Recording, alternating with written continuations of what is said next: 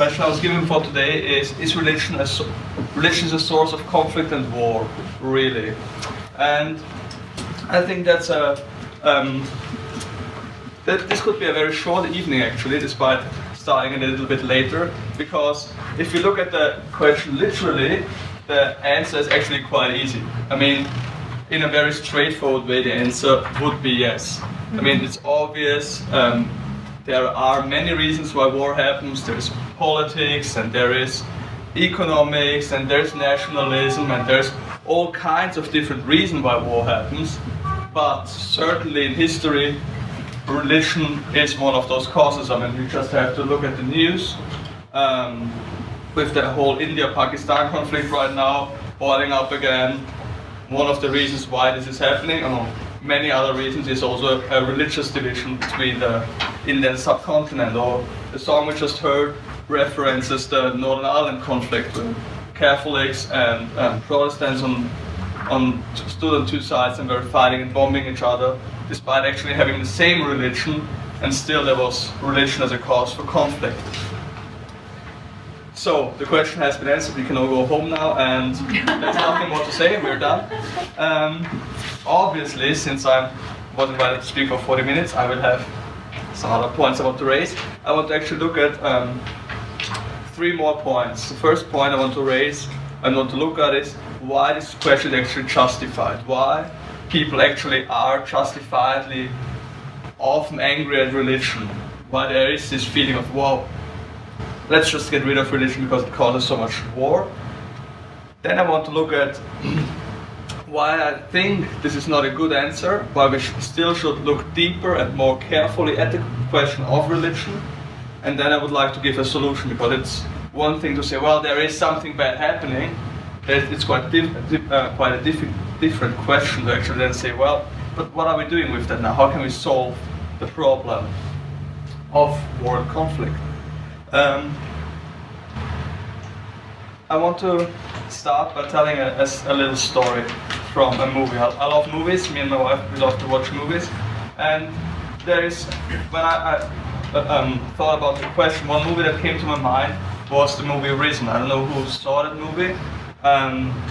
It's about a Roman centurion. He's in very early parts of the movie is fighting. There is this uprising happening in Palestine, and he had a very long day of fighting with rebels, and some of his soldiers were killed. And now this Roman centurion walks into the bath and is just tries to relax and stands there. And the Pontius Pilate, the governor of Judea, asks him, "What do you want?" And the centurion thinks about the question, then he says, what I want is an end to all the troubles, a day without death. It's peace.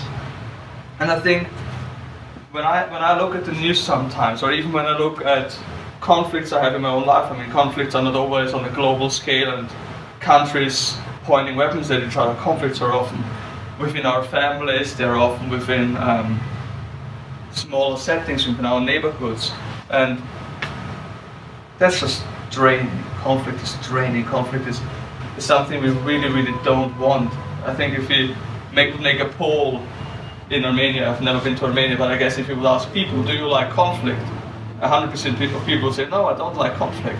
But still we end up all having conflict, so there must be something internally happening. Why none of us wants conflict, and at the end of the day we all have conflict in our life.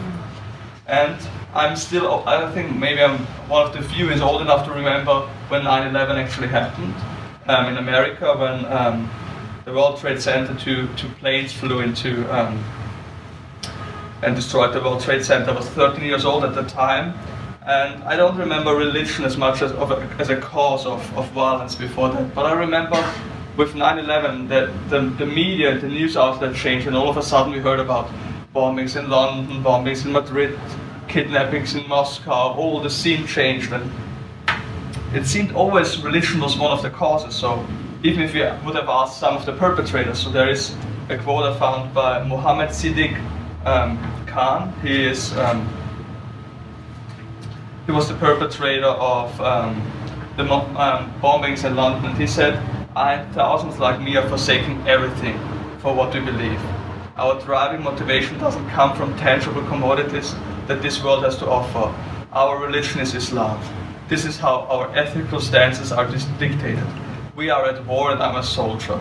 I ask you to make dua, that's the Arabic word for prayer or intercession, to Allah Almighty to accept the work from me and my brothers to enter us in the gardens of paradise. So this was a terrorist, and obviously he was motivated by something religious. He said, there is a greater hope that I have in my religion, and that's why I'm killing people. And obviously we don't have to pretend I'm a Christian, but I don't have to point fingers, because if you go on Google and you basically Google every major religion, you find news articles about violence. So there is no religion which is not impacted with the whole thing. So I've Googled Christians and violence, and I found articles about ethnic cleansings in Central African Republic, where a Christian so-called Christian militia was forcibly murdering and expelling Muslims. Or I looked into Pakistan, where there's protests happening constantly against the freeing of Asia Bibi, a Christian, where people say we don't want this Christian woman to be freed. There are violent protests. I look at Hinduism, and I find Hindu nationalists burning mosques. I look into Buddhism, which is supposedly a very peaceful religion. I was in Myanmar with the underground church. There are churches burned, there is Christian persecution by Buddhist monks. There is, in Israel, I found an article about Orthodox Jews who basically killed a young teenage boy because he's a Muslim and he went into the neighborhood. So, but whichever religion you look at, you find examples of violence. And I think that's why this question is raised so strongly, because Richard Dawkins put it on a point. He said, only religious faith is a strong enough force to motivate such utter madness in otherwise sane and decent people. So if you take the example of Muhammad Siddiq Khan, this man was a very, very educated man. We often think about religious fanatics as stupid people, but this man had a business degree. He was a mentor for disadvantaged families in his neighborhood. He helped school children who moved into the neighborhood to adapt to the new environment. And he even postponed the bombing for one day because his pregnant wife had an appointment at the doctor and he wanted to go with his wife there. So it seems like this guy was a very well-educated, very normal person, and his religious faith made him do such a crazy thing. And that's why, at least in my country, a lot of people are fed up with religion and say, well, let's get rid of religion, let's get rid of all the Muslims and all the Christians, let's agree we don't have religion in our lives. And I think a very powerful argument comes from Richard Dawkins again, a very outspoken atheist. He posted this, you can't see it, but I will read it to you. It's a post where he added a song from John Lennon, Imagine, where he wrote, imagine with John Lennon, a world with no religion. Imagine no suicide bombers, no 9/11, no 7/7, 7/7 was a bombing in London, no crusades, no witch hunts, no gunpowder plot, no Indian partition, no Israeli-Palestinian war, no Serb-Croat Muslim massacres, no persecution of Jews as Christ killers, no Northern Ireland troubles, no honor killings, no shiny-suited buffoon-haired televangelists fleecing gullible people of their money. Imagine no Taliban to blow up ancient statues, no public beheadings of blasphemers, no flogging of female skin for the crime of showing an inch of it. So I mean, I just made a very powerful case, I think, for religion as a source of conflict. And still I am a Christian and I believe in peace, and I believe that this narrative, as powerful as it sounds, is actually not true. So there is a statistic made by a group, it's two academics, Phillips and Axelrod, and they actually counted up all the conflicts and wars. So they said there are historically 1,763 wars that happened, and of those 1,763 wars, less than 10% had actually anything to do with religion. Of all the deaths caused by war, only 2% are caused by religion. That still doesn't excuse the 2% of deaths, but it shows that actually historically and in the world right now, the picture is very different. We just have this narrative, this frame going on, where we look at particular cases and we don't see that actually that's not the whole narrative. But even if you say, well, religion is just the cause of 2% of deaths and it's not true, it's not a good narrative, even then I think there is a better answer to be given. Because religions are not all the same. I mean, that's a very, if Richard Dawkins says all religions cause war and violence, if we are honest, there is a huge difference even within religions. So I mean, between religions as well. So if you look, for example, at Christianity, Christianity believes in one God who created every human being, who loves every human being, and who is Lord over every human being. If you look at ancient paganism, so let's take the Vikings in Scandinavia, or the pagan priests of ancient cults in the Middle East, they would believe that there's many gods in the world and every tribe has their own god, and what we do is we have to fight to subdue other gods. So obviously there is a difference between a religion that believes one God created every human being and is the source of all good, or gods fighting with each other. But then even if you look within religion, so I've put some examples on, there's always a pair of two people from one religion. So you have Mother Teresa. Mother Teresa, famous saint in India who helped the poor, who was fighting. And we have above her Radovan Karadzic, who was a Serb nationalist who defended the national Christian church from the Muslims with violence and war. And only one of those is really a Christian. And the question you have to ask is, which one of those really represent the Christian faith? Or we have the Dalai Lama, who stands for peace, and at the same time we have a picture of those Buddhist monks in Myanmar going out on the streets shouting against Muslims and Christians to be persecuted. Which one represents true Buddhism? Or we have Mahatma Gandhi, who great proponent of non-violence, who was great in leading to the independence of India from the violent British regime, and we have on the other side a violent Hindu mob. So obviously those are very different religions even within those religions. And I think what we have to do is we have then to go back and say, okay, who's the right representative? Who really represents well what a religion stands for? And then we can even go a step further and go to the question of worldviews. So for example, in my country, I don't know about Armenia or about India or about other countries, but in my country a lot of people say, well, I'm an atheist because I don't like religion. But then there's two types of atheists. There's obviously peaceful atheists who go out and help people, but there is also Joseph Stalin or Mao Zedong who are atheists. And I don't assume Richard Dawkins wants to be in the same camp as Joseph Stalin, because they say, oh, well, atheism causes deaths. I mean, a little statistical side note, actually atheistic regimes in the 20th century killed more people overall in just one century than all religions did in all of centuries combined together. So Joseph Stalin, on the height of his power, killed as many people every year for his atheistic vision of communism as the whole of Inquisition and witch hunt did in 400 years. I mean, we remember all the witch hunts, we don't remember all the killings by Joseph Stalin as much anymore, at least in my country. I don't know about Armenia, which is more close to the heart of that.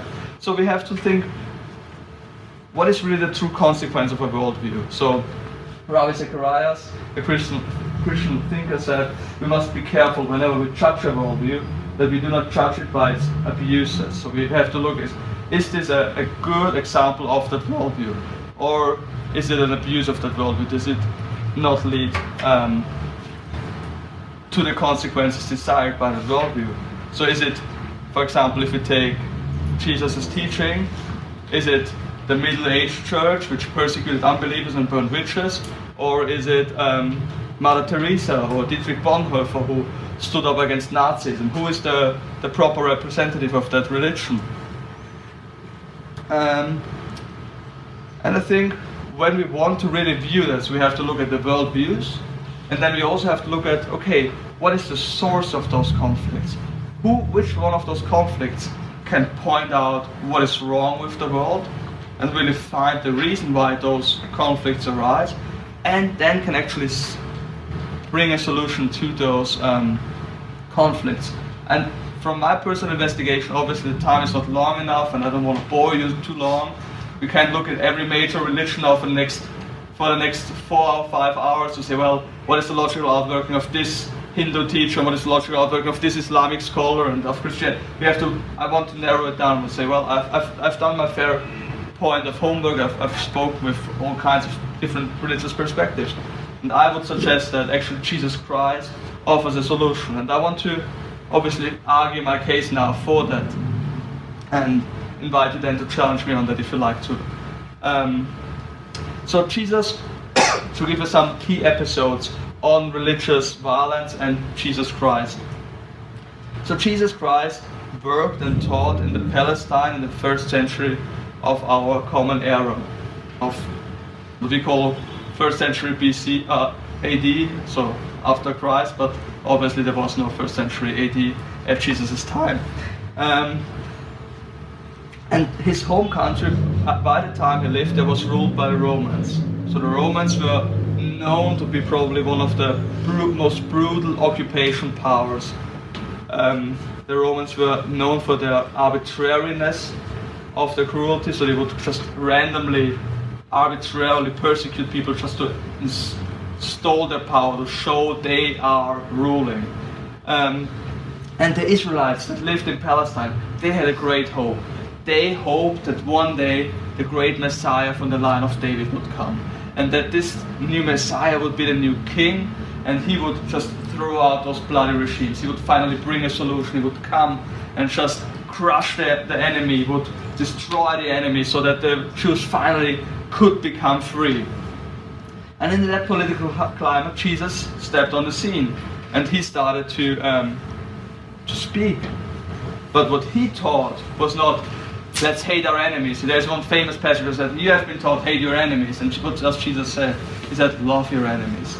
And he actually said that loving your enemy and forgiveness for your enemy is the key idea for bringing his kingdom on earth, for bringing peace and reconciliation to this earth. But he did not do that in a fatalistic sense, like we find, for example, in Buddhism, where we would say, well, just meditate about it, just relax, don't pretend it's not real, pretend it's not harming you.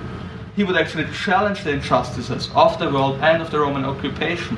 But he challenged the evil of this world by calling people to change their lives, to reach out to them with sacrificial love and offering them a new start, a new slate. So he would not compromise justice, but at the same time he would not bring justice through violent means. And obviously a lot of people were impressed with his teaching. We read in his biographies that more and more people started following him, more and more people started being impressed, but at the same time, because his radical teaching of forgiveness and loving your enemy insulted those who actually want to get rid of their enemy, he also had a lot of people who very strictly opposed him. And not only that, but Jesus challenged societal oppression. So we see that a lot of religious societies, religion usually have, or worldviews usually have, the outsiders and the insiders. There are those who are part of the club, they are part of the inside group, they are part of the right religion, part of the right worldview, and then there are the outsiders. Those are those who are wrong, those who don't follow those teachings, those who do not abide by the laws, and they are casted as the enemy in a worldview. But Jesus reached out exactly to those people. He reached out, for example, tax collectors. Tax collectors were those who compromised with the Roman occupation, and he offered them a clean slate, whereas religious leaders in his day would have said, no way, those people crossed the line, they're part of the enemy scene, we are not going to work together with the enemies. And he offered those who had broken lives, who would not stand for justice, he offered them a clean slate. And then I think, since we are, I don't know how familiar we are, but when he rode in with a donkey, actually that's one of the most significant things. We often read that as a children's story if we are in a Christian church, but the fact that he rode on a donkey is a significant thing, because he's not the only person who ever claimed to be a Messiah. There were a lot of people at the time of Jesus who said, well, I'm the Messiah, or I'm the new king, or I'm the solution. So for example, 100 years after Jesus, there was the Bar Kokhba revolt, which is very well historically documented. And in the Bar Kokhba revolt, the supposed Messiah did the very same thing that all the other Messiahs did before. They rode on a white horse, they had their disciples as their followers behind them as an army, and they would ride into Jerusalem to now turn the tables violently and take over power and throw out the Romans. What did Jesus do? He rode on a donkey, which is ridiculous if you want to conquer any city. He rode on a donkey, and instead of destroying his enemies, he actually brought a bunch of ragtag disciples who were from some backland in Galilee, had no power, had no military education. But of course the Romans and the Palestinians and the Jews understood at their time what that meant. They understood his claim, even though they saw that claim as somehow ridiculous, because how would he want to conquer Jerusalem without any army? And they tried to seize him and arrest him. And I think there comes in a story which I think is one of the most significant stories if we understand the heart of the Christian teaching. So when Jesus is arrested, betrayed and arrested, actually one of his disciples puts out a thought. And what would be better to make your claim for religious loyalty than to protect Jesus? So Peter comes out, and to protect Jesus, he cuts off the ear. But what does Jesus do? He says, put back the sword, give it away. I'll get arrested. And not only does he say, put back the sword, but Jesus actually offers a solution. Comes in and heals the ear. So Jesus has something to offer. And when Jesus is wrongfully sentenced to death and hanging on a cross, we hear his famous words when he's hanging from the cross, and he says, Father, forgive them, for they know not what they are doing. So Jesus showed radical love for the neighbor, radical practice also of his teaching. So he was not separating those two things. We saw a very radical trace. So if we, for example, look then at a historian to really challenge the narrative of witch hunts and everything, we then see, for example, William Leckie. I think it's not big enough to read, I will read it out for you. William Leckie is not a Christian, not in an orthodox sense, was more like a skeptical scholar, and he said in the 19th century, the character of Jesus has not only been the highest pattern of virtue, but the strongest incentive in its practice, and has exercised so deep an influence that it may be truly said that the simple record of 3 short years of active life has done more to regenerate and soften mankind than all the disquisitions of philosophers and all the exhortations of moralists. Just to take a step back, because that's a long quote, that's a lot of big words. What does it mean? What does it say? So what he basically saying is, there is 2 approaches to war and violence. One approach tells humans what you are basically is a thinker. If you are a thinker, primarily what you need is new information. And I think, at least since the Enlightenment, but actually if you go back to ancient philosophy, that has always been a predominant stream of thinking. So we said, well, you know what, you're wrong about that, and what I will do is I will give you the right information, and if you give you the right information, what will follow is you will do the right thing. And that's what we trust in. So when we have peace negotiations between 2 countries, what are we doing? We give them information, the media gives them information, well, you should actually not kill those people, be nice, it's stupid to kill people, it's evil, it's not good. But information never changes people. So that's why William Leckie says he did more than the disquisitions of philosophers or exhortations of moralists. So those people who had the right ideas, who had the right philosophies maybe, to bring peace, but it didn't change people. So the question we have to ask ourselves is, what has Jesus done to achieve this? What has Jesus done to really bring forth peace into history. So, and to also boost my point, to make it stronger. Actually, we heard before from Richard Dawkins about crusades and persecution and witch hunts and all those evil things that happen in the name of Christianity, but those are tiny parts of abnormality of Christian history. So if you look at the history of Christianity, the gladiatorial games in the Roman Empire, which basically said, well, you're a strong slave, we use you for entertainment, so you go out and you fight with swords against each other and the people are cheering on. It was the Christians who stopped that, who said, no, we don't want the promotion of violence. The church fathers stood up. It was the church fathers, so the early Christians, who stopped slavery in the Roman Empire. By the 4th or 5th century, slavery ended in the Roman Empire. Why? Because Christianity had converted the imagination of people. The Christians were the first to start hospitals. The idea of hospitals is a uniquely Christian idea. We think in our culturally Christian countries. So Armenia has the richest Christian history, and I come from a rich Christian history country of Austria, which has also not as long as Armenia, but has 1,000 years of Christian history. We all think, oh, that's normal. It's normal that we care for the poor. It's normal that we care for the sick. But actually, that's a Christian idea. That goes back to Jesus. Orphanages, that goes back to Jesus. Because Jesus went out to the marginalized, he lived it. And because he invited people to follow in his footsteps, lives were changed.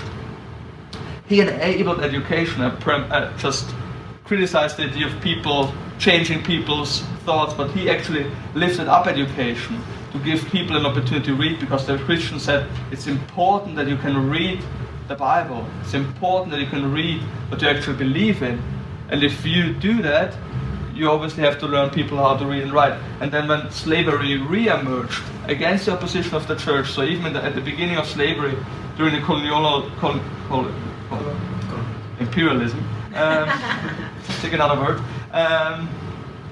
the Pope condemned slavery and said, no, it's not wrong for a Christian, it's not right for a Christian man to own other people.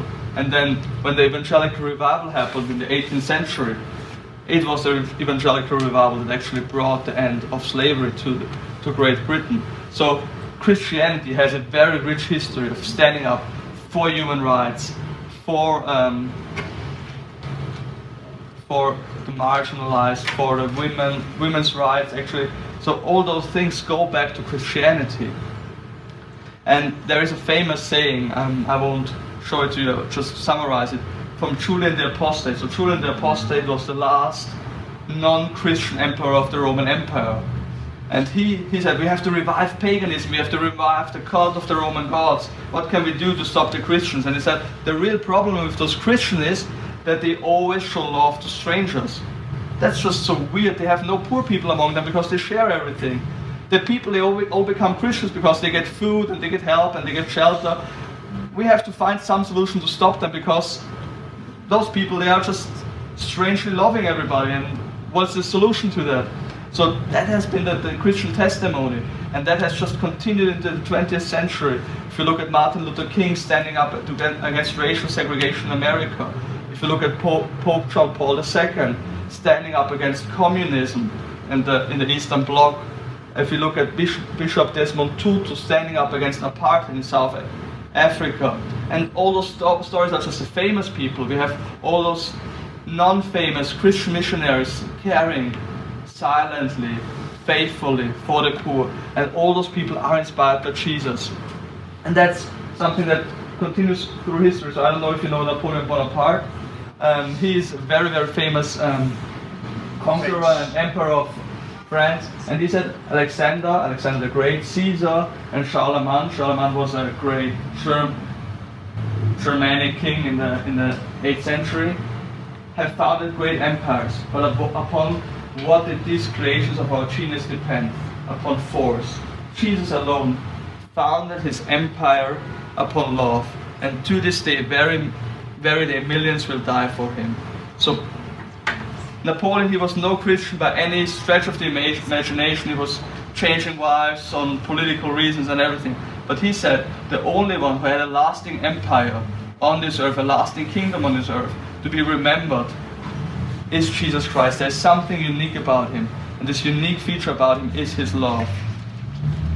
So if we understand the label Christianity historically, we actually find out that Christianity is not a force for violence, war, injustice, or bondage and oppression, but actually for reconciliation, peace, justice, and freedom for all.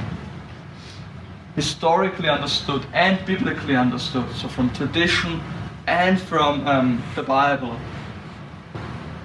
a Christian is somebody who puts his life into the kingdom of God and says, I live for the kingdom of God, I obey the teaching of Jesus, I follow his example.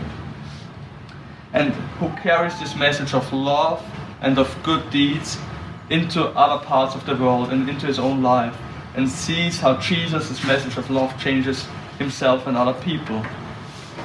So I hope this gives us a more realistic picture. What I now want to do at the end is to actually argue why this is a sustainable solution of the problem. So I haven't argued for a problem. I just said, well, look at Christianity. Historically, it's awesome, it's great, it seems to speak a lot about love.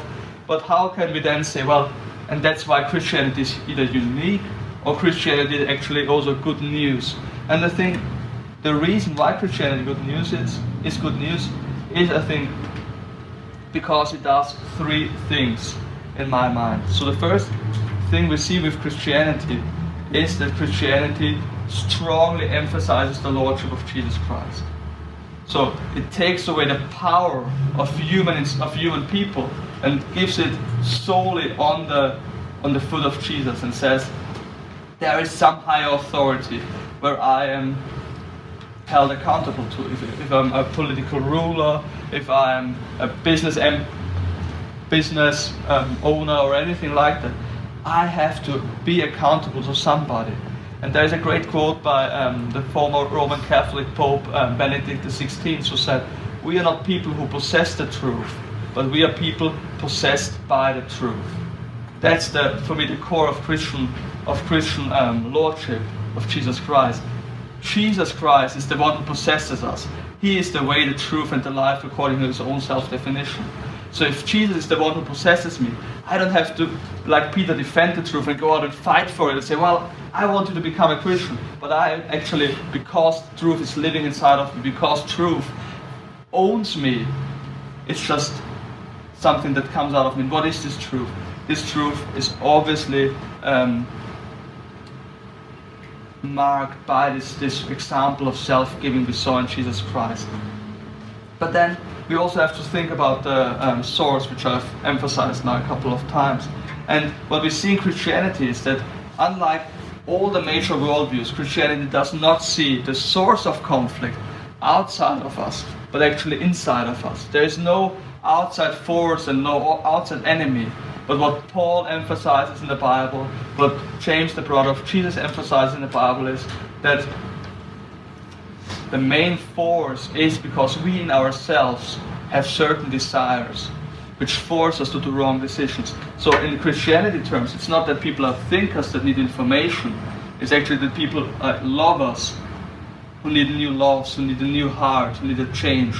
And Alexander Solzhenitsyn, the Russian author, put that very well when he said, if only it were so simple, if only there were evil people somewhere insidiously committing evil deeds, and it were necessary only to separate them from the rest of us and destroy them. And that's basically what most religions say. But the line dividing good and evil cuts through the heart of every human being. The main reason why we have conflict, and every one of us has conflict, because we have those conflicting desires in ourselves. And what Jesus offers is, with the Lordship on one side, but with changing our hearts and with changing our lives then afterwards, is that He changes our desires. He changes the main source of this unity. And that is because He is also tackling the main source of our wrong desires, which is pride. We want to be in the right. If I have a fight with my wife, it always takes, the biggest step it takes in a fight with two people, for example with me and my wife, is that you have to actually then say, oh wow, I was wrong about that. I have to take back my pride and acknowledge I was wrong and submit to the other person. And because the core of Christianity is that it's only grace and purely grace that saves us, that's extremely humbling. So there's one verse, and I think we could meditate on that verse for hours and hours. It's St. Paul wrote, he said, "But God showed his great love for us by sending Christ to die for us while we were still sinners." So Jesus Christ died almost 2,000 years ago, and he died to save us. He died because he loves us. When he was thinking on the cross, "Father, forgive them, for they know not what they are doing," he was actually thinking about me and you. He was thinking about all of us and our sins that put him on the cross, and our disunity and our conflicts and our war that put him on the cross. And he perfectly loved his enemy, perfectly loved me and you to save us. And none of us could influence that decision because none of us lived 2,000 years ago. There's nothing we could do about what Jesus did. And that's extremely humbling. That's for me to say, whoa, I can just kneel down and say, whoa, Jesus, thank you. And if Jesus went so far, and I have a very long quote by Bonhoeffer, but I won't go into it, but what he basically is saying, love conquers evil. There's this great quote by Jesus, which I'll go to. No, I don't have the quote by Jesus. There's this one great quote by Jesus where he basically teaches his disciples.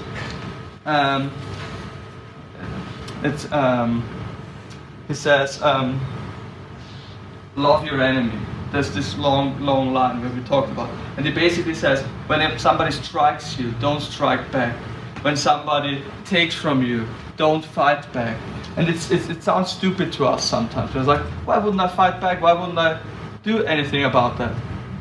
And the truth is, and I again go back to Paul, who references what Jesus said and comments on it. He says, do all that you can do to live in peace with everyone. Never pay back evil with evil. Do things in such a way that everyone can see you're honorable. Dear friends, never take revenge. Leave that to the righteous anger of God. For the scriptures say, I will take revenge. I will pay them back, says the Lord. Instead, if your enemy is hungry, feed them. If they are thirsty, give them something to drink. In doing this, you will heap burning coals of shame on their heads.